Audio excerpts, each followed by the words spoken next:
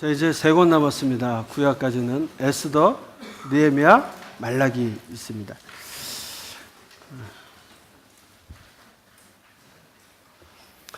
에스더 보도록 하겠습니다. 사실 에스더를 우리가 주제를 잡으면서 자신의 백성을 보호하시고 구원하시는 하나님이라고 사용하고 있지만 하나님의 이름이 단 한 번도 나오지 않습니다. 그렇죠? 그래서 늘 논란이 좀 많은 책이기도 합니다. 이 에스더서를 성경으로 들어오는 과정 속에서 가장 논란이 많았던 것으로 여겨지고 있는 책이기도 합니다. 왜냐하면 하나님의 이름에 대해서는 단 한 번도 나오지 않으면서 페르시아 왕이라는 말은 190번 정도 나오게 됩니다. 그러니까 하나님의 역사심에 대해 뚜렷하게 나타나지 않고 있기 때문에 논란이 좀 있는 책이기도 합니다. 여기 에스더 하면 제일 유명했던 것이 과거에 그 안희숙이라는 분이 사치사파 이렇게 책을 내신 게 있어요. 두껍게. 에스더서 몇 장 되지도 않는데 책은 두껍게 나눈 책이 있었습니다. 그래서 많이 알게 됐어요. 죽으면 죽으리라. 사치사파. 요즘 와서는 CCM 곡에 나오죠. 죽으면 죽으리라. 뭐 이렇게 해가지고 죄송해요. 제가 부르면 원래 좀 약간 이게 좋은 곡도 좀 R&T 버전으로 갑니다. 리듬 앤 트로트로 자꾸 가서 문제가 되긴 하는데 참 어렵네요. 자, 이 에스더에서는 율법이나 언약이나 성전, 이방인과의 통혼 모두 이 해당이 안 되는 책이기도 합니다. 뭐 이방인의 통혼은 조금 들어갈 수 있겠지만 하나님의 계획이나 임재가 드러나지 않습니다. 그러나 루키처럼 우연히 일어나는 일들을 통해서 하나님의 역사심을 드러내듯이 에스더 역시 그렇다라는 겁니다. 하나님의 역사심은 어떤 제국의 이스라엘에 국한되지 않으셨다라는 겁니다. 물론 하나님께서 무소부재하시니까 전지전능하신 하나님께서 어디에도 계실 수 있죠. 제국의 수도 한가운데도 하나님의 역사심은 강하게 나타났습니다. 그러니까 이스라엘들은 왜 그렇게 생각했냐면 하나님이 예루살렘에 갇혀 계신 분으로 생각하는 거예요. 예루살렘이 패망하면서부터는 하나님은 예루살렘에 계시지 않으니까 그렇게 생각했던 사람들이었다는 거죠. 그러나 하나님께서 에스겔을 통하여서도 무엇을 보여주셨습니까? 바벨론 포로지에서도 하나님의 역사심이 나타나는 모습들을 우리는 보게 되어집니다. 세상의 중심이라고 하는 그 속에서 하나님의 존재에 대한 의문을 품은 자들에게 섭리하시는 또 그런 은닉성을 가지고 있습니다. 대제국 그 소수의 유대인들 과연 우리 하나님은 이 제국 안에서도 역사하시는가 이런 부분들이 에스더를 통해서 나오게 되는데 자 히브리어로 보면 에스더는 에스테르라고 되어져 있어요. 근데 원 이름은 뭡니까? 하다삿 도금양 나무라는 이름을 갖고 있습니다. 그런데 왜 에스더라고 바꿨냐면 그 배우를 아시죠? 모르드게위에서 후궁이 되어질 때 어떤 일들이 이어져요? 이름을 바꿔요. 자기 민족도 속일 뿐만 아니라 이름도 바꿉니다. 뭘로 바꿉니까? 에스테르, 별. 별은 당시에 신들의 이름을 갖게 되는 겁니다. 그러니까 여러분 이 의미에서 본다면 여러분들 많은 분들이 에스더라는 이름을 많이 줘요. 제가 아는 어떤 분도 따님의 이름을 에스더라고 했다가 나중에 성경을 통해서 아 이거 믿음이 있는 여인이 아니다 해서 개명하셨어요.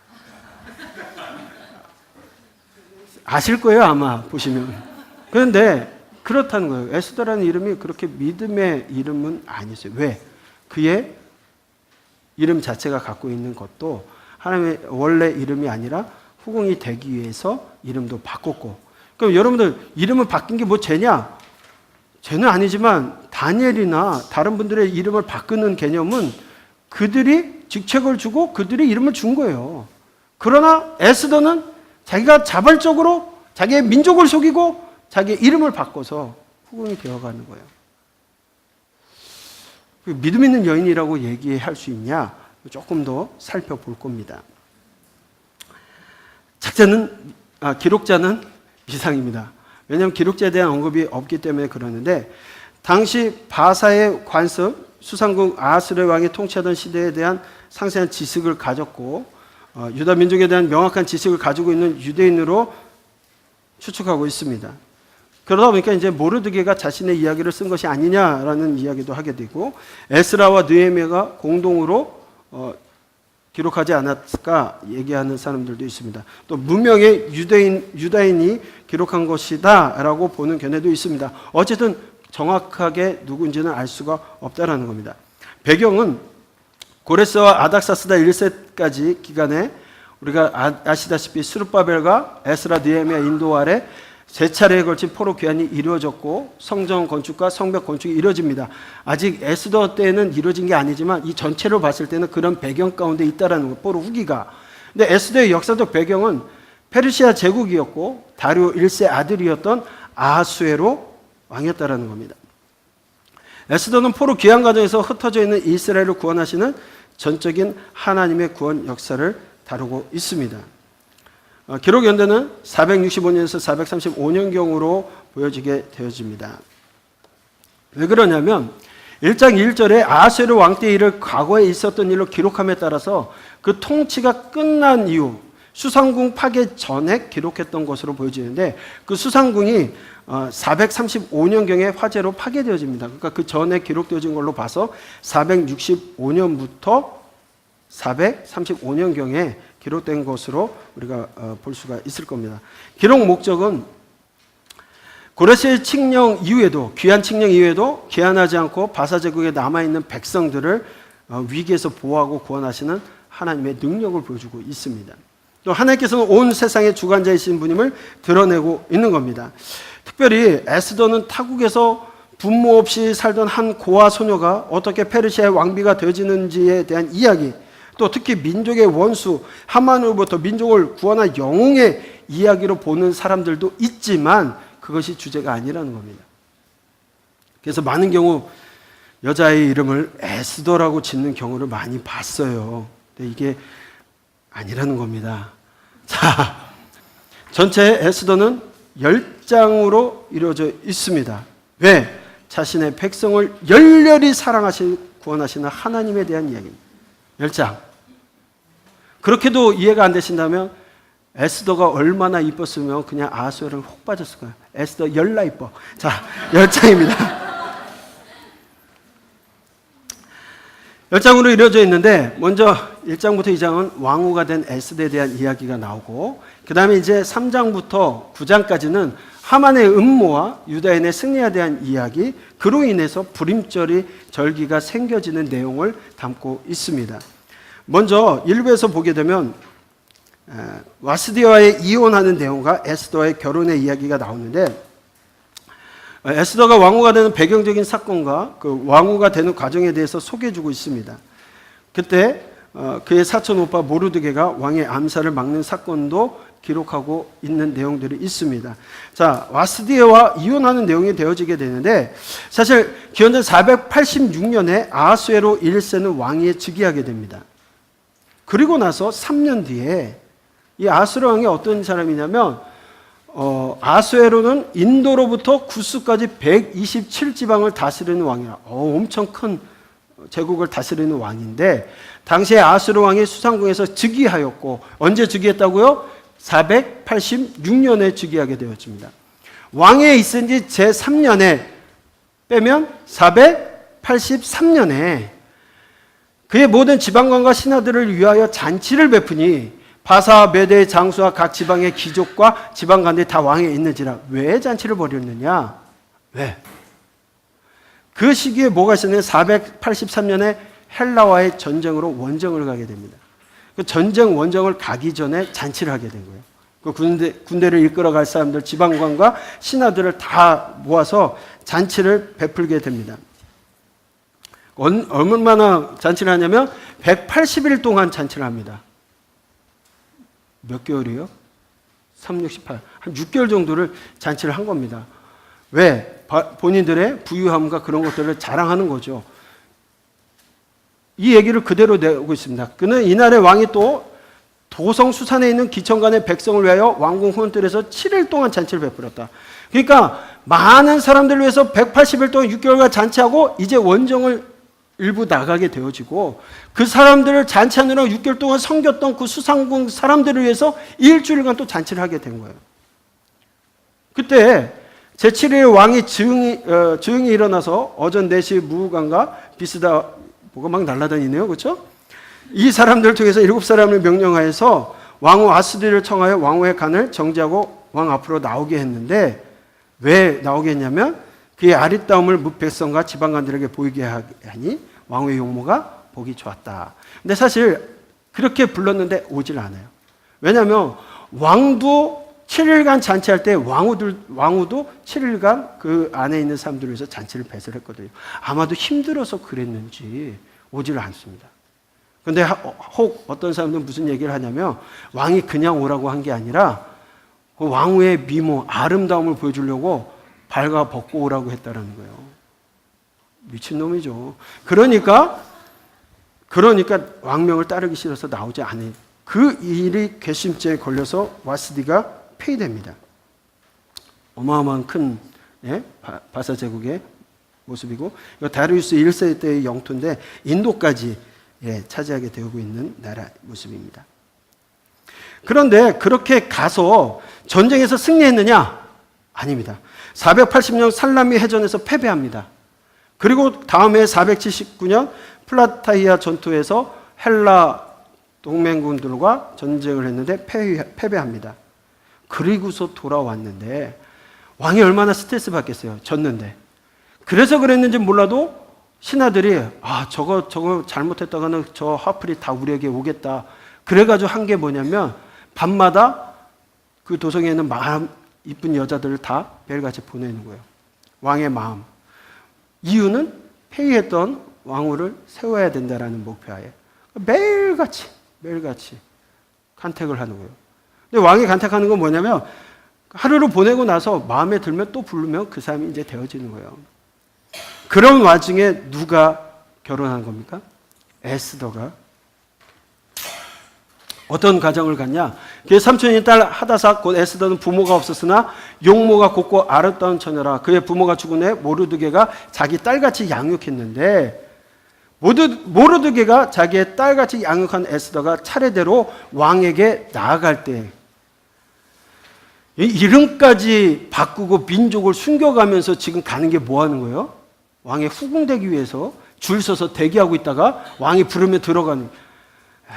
여러분들의 딸이라면 이렇게 하시겠어요? 그럼 모르드게가 싫어서 그런 걸까요? 그런 건 아니겠죠. 왕후가 되는 그 명예, 그거 되고 싶어서 그런 거예요. 어쨌든 에스더가 용모가 뛰어났는지 왕에게 나가게 됩니다.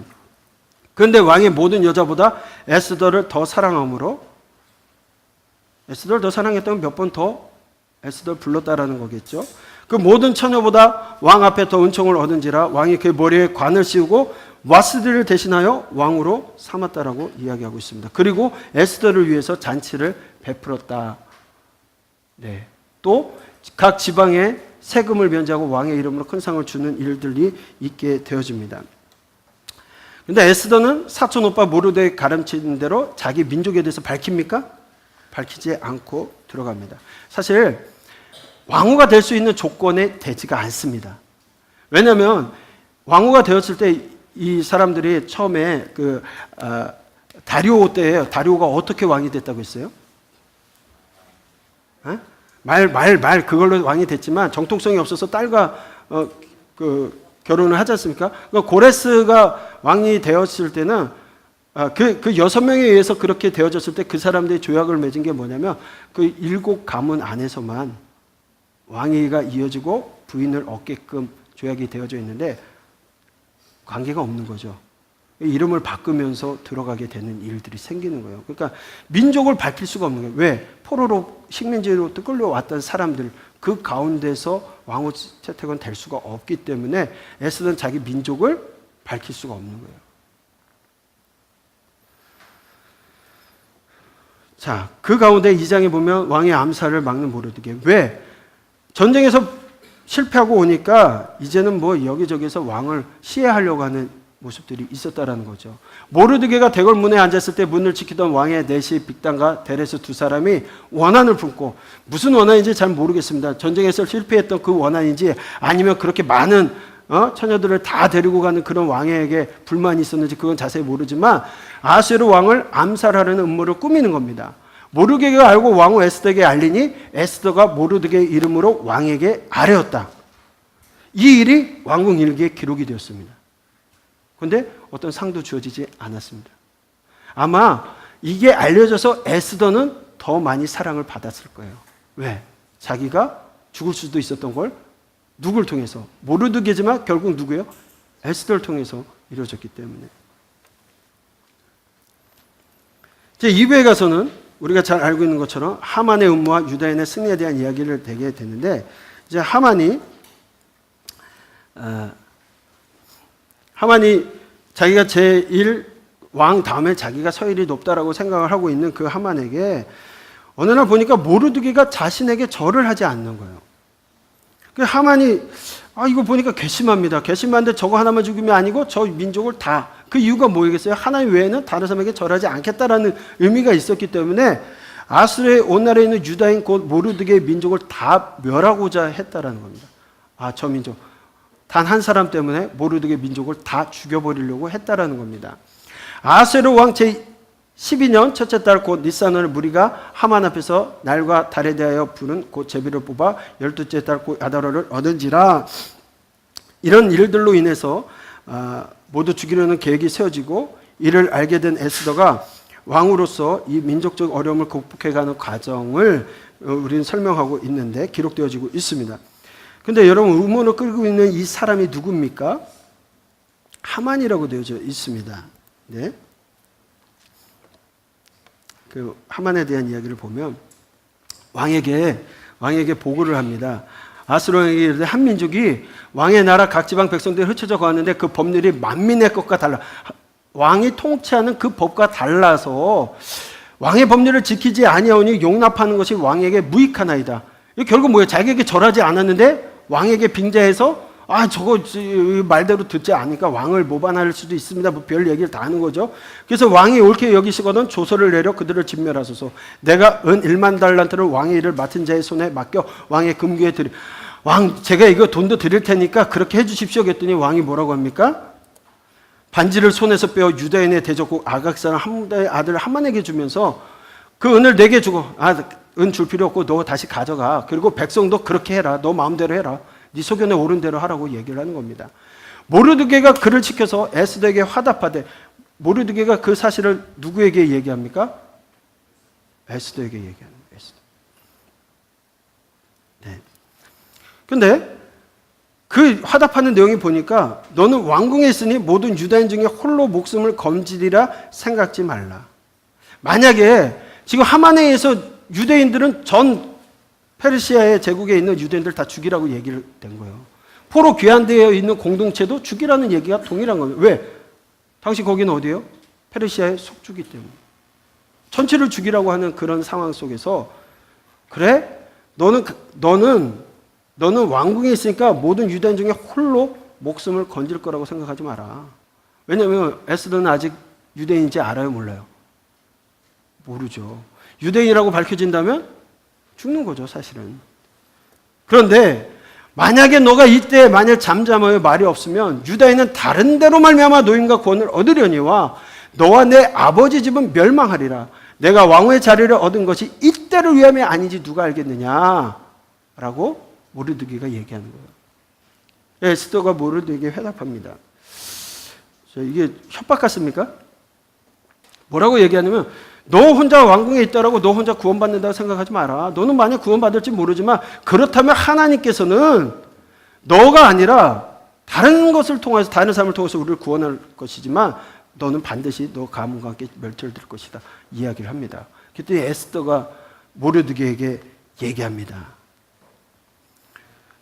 당신은 가서 수산에 있는 유다인들을 다 모으고 나를 위하여 금식하되 밤낮 3일을 먹지도 말고 마시지도 마소서. 나도 나의 시녀와 더불어 이렇게 금식한 후에 규례를 어기고 왕에게 나아가리니 죽으면 죽으리다 이러고 갔다라는 거예요. 자, 여기서 죽으면 죽으리다가 그런 의미로 받아지십니까? 그러신가 보죠? 저는 이걸 잘 보다 보니까 아니요. 아니, 그러면 제가 나가서 뭐 하겠다가 아니라 이를 위해서 금식해 주세요. 금식을 해 주세요. 그리고 만약에 규례를 어기고 나가면 죽을 수 있거든요. 결국 죽으면 죽으리다는 안 나가도 죽게 되는 거예요. 내가 밝혀지면 죽으면 죽게, 아유, 이렇게 되면 죽냐, 저렇게 죽냐, 죽게 될 거 그냥 죽으면 죽을게요. 그러고 가겠다라는 겁니다. 그지 그렇게 믿음 있는 모습이 아니에요. 이거만 딱 잘라가지고 죽으면 죽으리다 강하게 생각하니까 그런 거죠. 아닌가요? 한번 그 전체를 한번 보셨으면 좋겠습니다. 그런데 제40인의 에스더가 왕후의 예복을 입고 왕궁 안뜰에 어전 맞은편에 서니 왕이 어전에서 왕제에 앉았다가 에스더 보니까 너무 사랑스러운 거예요. 가까이 가서 금규를 만지게 합니다. 그러니까 왕이 보이는 곳에 규를 내놓지 않으 있다가는 죽을 수가 있습니다. 왜 그러냐면 아무리 가까운 사람이라도 왕이라는 거는 그 주변에 늘 가까운 사람으로 인해서 시해를 당할 수 있기 때문에 왕이 허락하지 않는 상황에서 왕을 가까이 갈 수가 없는 거예요. 그런 상황인데 에스더가 사랑스러워 보이니까 규를 내밀고 오게끔 합니다. 왕이 이르되 에스더여 그대 소원이 무엇이며 요구가 무엇이냐 나라의 절반이라도 그대에게 주겠노라. 로맨티스죠. 에스더가 이르되 오늘 내가 왕을 위하여 잔치를 베풀어 싸우니 왕이 좋게 여기시거든 하만과 함께 오소서. 왕이 이르되 에스더가 말한 대로 하도록 하만을 급히 부르라 하고 왕이 하만과 함께 에스더가 베푼 잔치에 갔다라는 겁니다. 근데 왕이 잔치를 베푼 에스더가 잔치를 베푼 곳에 하만이 갔다 오는데 왕과 함께 자기만 왕후가 불러서 갔잖아요. 얼마나 기분이 좋겠어요. 아, 기분 좋게 나오는데 하필이면 왕의 인자가 되었다라고 생각하고 있는데 모든 사람이 하만에게 꿇어 절했지만 모르게는 절하지 않았다고 했지 않습니까? 근데 그 모르드게가 나와 있는 걸 보게 됩니다. 아, 기분이 나빴어요. 갑자기 잔치에 갔다가 좋은 마음으로 오다가 모르드게를 보니까 기분이 상했어요. 그래서 어떻게 합니까? 죽이려는 생각을 빨리 합니다. 그리고 나서 에스더가 또 요청을 합니다. 내가 만일 왕의 목전에서 은혜를 입고 왕이 내 소청을 허락하시며 내 요구를 시행하시기를 좋게 여기시면 내가 왕과 하만을 위하여 베푸는 잔치에 또 오소서. 두 번의 잔치를 배설하게 되는데 내일은 왕의 말씀대로 하리이다. 제 소원을 말씀드리겠습니다. 뭐 이런 얘기겠죠.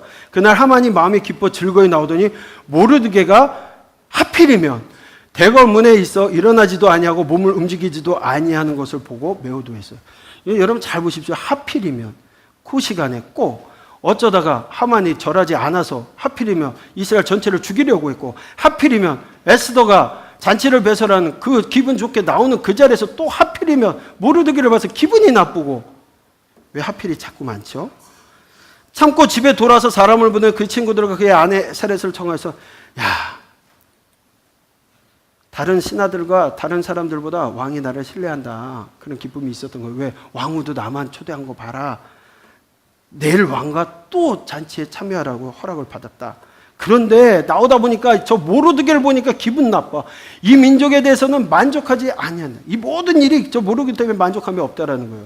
그래서 얘기를 합니다. 어떻게 하냐? 높이가 50규빗 되는 나무를 세우고 내일 왕에게 모르기를 그 나무에 매달기를 구하고 왕과 함께 즐거이 잔치에 가소서. 그래가지고 그거 괜찮겠다 해가지고 뭘 합니까? 나무를 세운 일이 되어집니다. 그런데 또 그날 하필이면 그날 밤에 왕이 잠이 오지 않으므로 명령하여 역대 일기를 가져다가 자기 앞에 읽히더니 그 속에 기록하기를 문을 지키던 왕의 두 넷이 빅다나와 데르스가 아하수에르 왕을 암살하는 음모를 누가? 모르드게가 고발하였다 한. 그러니까 분명히 에스더를 통해서 보고를 받았고 에스더에게는 분명한 상금이나 아니면 어떤 대우가 처해졌을 텐데 모르드게에 대해서는 뭔가 베풀어 준 게 없다는 거예요. 무슨 종교와 간작을 모르드게에 베풀었거나 그런 걸 하지 않았다는 것을 알게 됩니다. 그런데 하필 또 그 시간에 뭐 하고 있었어요? 네? 누가? 하만이 뭐 세우고 있어요? 모르드게를 살기 위해서 왕궁 바깥들에 있었습니다. 하만이 들어오거든 왕이 묻되 야, 내가 존귀하게 하기를 원하는 사람에게 어떻게 하면 좋겠냐? 하만이 잔치에도 왕하고 갔다 왔고 내일도 가니까 이건 분명히 나에 대해서 얘기하는 거구나. 김치국을 사발로 마시고 있죠. 자, 그러고서는 나 외에 누구려 하고서는 왕에게 할 때 이렇게 하면 존귀하게 되겠지. 그래서 왕이 입으시는 왕복과 왕께서 타시는 말과 머리에 쓰시는 왕관을 가져다 거의 왕이 되는 거죠. 예? 그 왕복과 말을 왕의 신하 중 가장 존귀한 자의 손에 맡겨서 왕이 존귀하게 하기를 원하는 사람에게 옷을 입히고 말을 태워서 성중 거리로 다니며 그 앞에서 반포에 이르기를 왕이 존귀하게 하기를 원하는 사람에게 이같이 할 것이라 하게 하소서. 분명히 자기한테 할 건 줄 알고 그랬더니 뭐라고 얘기합니까? 모르드게에게 행하라고. 네가 얘기한 대로 조금도 빠지지 않게끔 해라. 이야, 이럴 수가 있습니까? 자기인 줄 알았다가 속았죠? 하만이 왕복과 말을 가져다가 모르드게의 옷을 입히고 말을 태워주 성중의 거리로 다니면서 반포하는 일들. 자기가 얘기한 대로 다 그렇게 했습니다. 그러니까 집에 오니까 마음이 심란하고 범내가 오기 시작합니다. 이 일을 또 아내와 상의하게 되는데 아무래도 이상하다. 당신이 굴욕당하기 시작했으니까 능히 그 사람을 이길 수 없으니까 분명히 그 앞에 엎드려질 일이 있을 거다. 이 아내가 앞날을 내다봤나 봐요. 분명히 그런 일들이 있습니다. 그런데 그 말이 나올 때 또 때마침 왕의 내시대에 이르러 하만을 데리고 에스더가 베푼 잔치에 참여하라는 거예요. 갑니다. 함께 또 갔던데 술을 마실 때 에스더에게, 이제 왕후 에스더에게 너의 소청이 무엇이냐라고 또 얘기합니다. 네, 그 나라가 얼마나 큰지 모르나 봐요. 나라의 절반이라도 또 주겠다고 얘기합니다. 그럴 때 만일 왕의 목전에서 은혜를 입었으면 왕이 좋게 여기시면 내 소청대로 내 생명을 내게 주시고 내 요구대로 내 민족을 내게 주소서. 자, 이제서야 자기의 민족이 유다 민족임을 밝히게 되는 거예요. 사실 이 일로 죽을 수도 있는 거거든요. 왜? 왕을 속인 거거든요. 민족을 속이고 속였던 겁니다. 그런데 나와 내 민족이 팔려서 죽임과 도륙함과 진멸함을 당하게 되었나이다. 왕이 기분 좋을 때 이 얘기를 했겠죠. 감히 어떤 자가 이 마음을 품었느냐? 그랬더니 에스더가 이르되 악한 하만입니다. 왕이요, 그 소리를 듣고 노아에서 후원에 나가버립니다. 그랬더니 하만이 이제 죽게 생겼거든요. 큰일 났으니까 에스더가 앉은 걸상에 엎드려서 생명을 구해달라고 붙들고 늘어지는데 왕이 나갔다가 화가 나서 나갔다 들어오는 모습을 딱 보니까 하만이 마치 에스더를 나쁜 짓 하려고 하는 모습처럼 보였던 거예요. 그래서 왕의 진노가 더욱 증폭돼서 하만이 모르드게를 달아 죽이려고 세워놓던 나무에 달려 죽게 되는 사건이 있었습니다.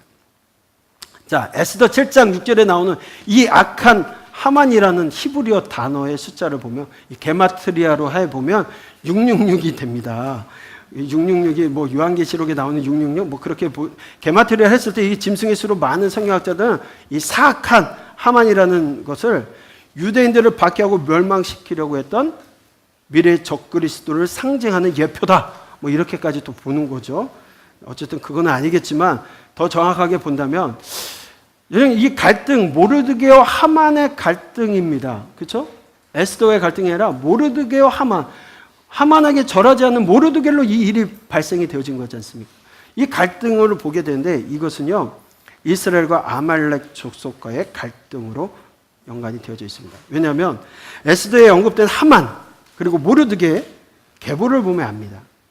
모르드게는 베냐민 자손 기스의 증신이요 신무의 손자요 야엘의 아들. 기스는 이스라엘 초대 왕이었던 사울의 아비였습니다.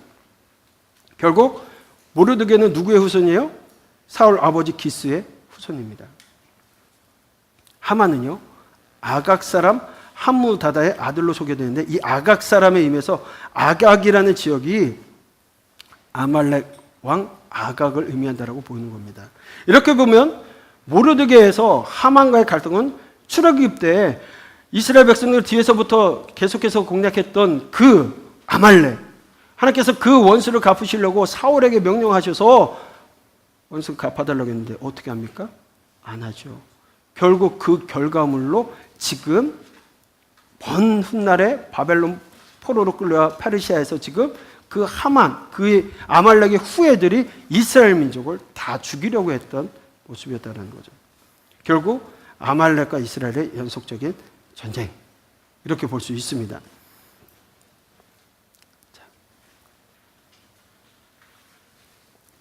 자, 왕은 처형당한 하만의 모든 재산을 몰수해서 에스더에게 주게 됩니다. 그리고 에스더와 모르드게의 관계를 안 후에 하만이 가졌던 직위를 다 누구에게 줍니까? 모르드게에게 줍니다. 결국 모르드게가 제국 내 제2인자가 되는 일들이 있었습니다. 그런데 아직 해결해야 될 문제가 또 하나 있습니다. 왜냐하면 유다인들이 하만이 왕의 인장을 갖다가 찍어서 유다인들을 다 죽이라고 명령을 내렸기 때문입니다. 근데 이 왕의 인장이 찍히면 왕도 그 명령에 대해서 어떻게 할 수가 없는 거예요. 그러니까 왕이 급하게 다시 한번 조서를 꾸미게 되는데 뭐라고 하냐면 유대인들을 해하려고 하는 사람들을 먼저 죽이라는 거예요. 그렇죠? 그러니까 하만의 계략에 의해서 유대인들을 죽여야 되는 그 날짜가 시행될 날짜가 있는데 그 이전에 다 적들을 죽여버리라고 해서 오히려 죽을 수 있었던 그 날이 원수를 갚는 날이 되어져 버렸다라는 겁니다. 그래서 유다인들을 살육하기로 작정되었던 12월 13일에 오히려 유다인의 대적들이 살육당하게 됩니다. 그래서 모르드게의 권력은 점점 굳건해지고 유다인들은 수산성에서 500명의 대적을 죽이고 또 하만의 아들들도 죽이고 재산도 다 탈취하는 일들이 죽였지만 재산을 탈취하지 않았습니다. 근데 왕이 에스더에게 다시 소원을 묻자 에스더는 이 대적을 살육하는 날을 하루만 더 연장해 주기를 강구하고 왕은 또 그 부탁을 들어줍니다. 그래서 14일에 잔치를 기념하고 수산성의 유다인들은 살육의 기간을 하루 더 연장받아서 15일 날 잔치를 하게 되는 내용이 기록되어지고 있습니다. 그 사건을 중심으로 해서 불임절이라는 절기가 유래되어져서 전해오게 됩니다. 사실 에스더와 모르게는 이날을 불임절로 기념하여서 지키고는 자자손손 대대에 이것을 폐하지 못하게 합니다. 아수에르 왕의 권세는 여전히 막강하여서 각 지방과 모든 섬들로부터 조공을 받았고 그 외에도 왕의 수차례에 걸친 성공적인 군사 원정으로 인해서 모르드게의 권력을 정말 그 왕들의 일기에 기록될 정도로 기록되어져 있고 권력이 부여됐다는 사실입니다. 그러면서 마지막 모르드게의 위대성이 강조되면서 이 이야기는 끝나게 되어지는데 사실 여러분들 에스더에 대한 이야기를 하면서 조금 아까 믿음이 좋은 사람이냐 이 얘기를 좀 했는데 그 최후를 좀 한번 봤으면 좋겠습니다. 왜냐하면 아수르 1세가 선왕을 위해서 이 페르세폴리스를 건설하던 도중에 기원전 465년 8월에 궁전 쿠데타로 자신의 침시에서 살해당했습니다. 근데 여러분 이 도시를 왜 설립하려고 했냐면 일명 그런 거예요. 그냥 여자들하고 계속 이렇게 즐기기 위한 그 도시를 완전히 만들려고 하는 그런 일들을 했습니다. 그리고 전쟁에 나갔다 와서 실패하면서 이상한 짓들을 하게 되고 자기 신하들의 부인도 검탈하는 일들이 일어나기 때문에 그의 아들과 함께 아르타바누스를 중심으로 해서 대신들이 참여해서 쿠데타하여 죽게 되어집니다. 그리고 대신들이 그 권력을 차지하게 되는데 아닥사스다 1세에 의해서 쿠데타 세력은 모두 숙청을 당하게 되고 아닥사스다 1세가 왕이 오르게 되는데 이때가 기원전 465년의 이야기입니다. 성경은 더 이상 에스더의 최후에 대해서 관심을 갖지는 않습니다. 하지만 역사는 에스더가 아수에르 왕이 죽던 기원전 465년에 죽었다라고 기록하고 있습니다. 그녀가 병들어서 죽었는지는 정확하게 알 수 없지만 과거에 쿠데타가 일어나면 어떤 일들이 일어난지를 좀 잘 생각해 보시면 아마도 아수에르 왕이 죽음과 함께 에스더도 같이 죽임을 당했을 것으로 보여지기도 하고 그렇지 않다면 이긴 사람들의 소유물이 되는 거예요. 누구나 왕이 되면 그 전 왕후를 취해가지고 정통성을 유지하려고 하는 경향들이 있었기 때문에 만약 그렇게 되었다면 신하들의 전리품으로서 에스더가 첩이되었을 가능성이 굉장히 높습니다. 압살롬의 반역을 했을 때 대낮에 다윗의 후궁들을 다 어떻게 하죠? 범하죠. 이 이유도 동일한 겁니다. 자기가 왕의 정통성을 가졌다라는 것을 보여주기 위한 건데 쿠데타가 일어나면 이런 일들이 일어나게 되는 겁니다. 그런데 실제로 에스더가 대신이나 혹은 쿠데타에 가담했던 아수에르의 아들의 전리품이 되었다라고 한다면 그 이후에 아닥사스다에 의해서 쿠데타 세력이 숙청될 때 아마도 에스더도 함께 숙청되거나 죽게 되었을 겁니다. 결코 에스더의 결말이 행복하지가 않습니다. 또 그런데도 여러분들 에스더라는 이름으로 따님들의 이름을 하시겠어요? 외국에만 가면은 에스더라는 이름을 하시겠어요? 그 성경의 인물의 이름을 지으실 때 좀 조심하셔야 됩니다. 누구나 다 끝만을 보고 생각해요. 요셉이라는 이름 지을 때는 무슨 생각하세요? 총리 되는 거. 그 과정은 왜 생략하십니까? 가족에게 버림당하고 억울하게 감옥에 가고 언제 나올지도 그렇잖아요. 그러니까 성경 이름을 지을 때 좀 조심하셔야 되는데 에스더라는 이름이 그리 좋은 이름이 아니고 믿음의 연이라. 혹시 여기 에스더 있으세요? 아니죠. 자, 율법을 통해서 그러면 살펴본 에스더 분명히 죄가 있습니다. 몇 가지를 좀 살펴본다면, 여러분 지금 포로 후기 에스라 느헤미야 시대의 남유다의 가장 큰 문제가 뭐였습니까? 이방인과의 통혼의 문제였습니다. 그래서 에스라 느헤미야가 와가지고 하는 것은 이방인과의 통혼의 문제에 대해서 이야기하고 있는데, 에스더는 이방인, 그것도 고위급 왕과의 결혼하려고 자기의 민족까지 속이면서 자기의 이름까지 바꾸면서 왕후가 되려고 했다라는 거예요. 그래서 그 이름을 개명했다. 또 에스더는 왕후가 되기 위해서 자신의 민족과 종족을 숨기는 거짓말을 했다. 당시 에스더 이전에 1차 포로기한 공동체는 예루살렘으로 복귀하여서 성전을 재건하고 계속적인 위협 속에서 하나님의 신정을 꿈꾸면서 그곳에서 생활하고 있는데, 거기를 가지 않은 에스더는 민족을 속이면서까지 왕후가 되고 싶어 했다라는 거예요. 또 이방인과 결혼하였다는 것은 출애굽기가 신명기에서 금하고 있었던 사실이었습니다. 또 하나 마지막으로, 여러분 불임절을 지키게 했지 않습니까? 그렇죠? 대대 지금도 이스라엘 사람들은 불임절날 불임절 빵을 굽고 그걸 먹으면서 축제를 합니다.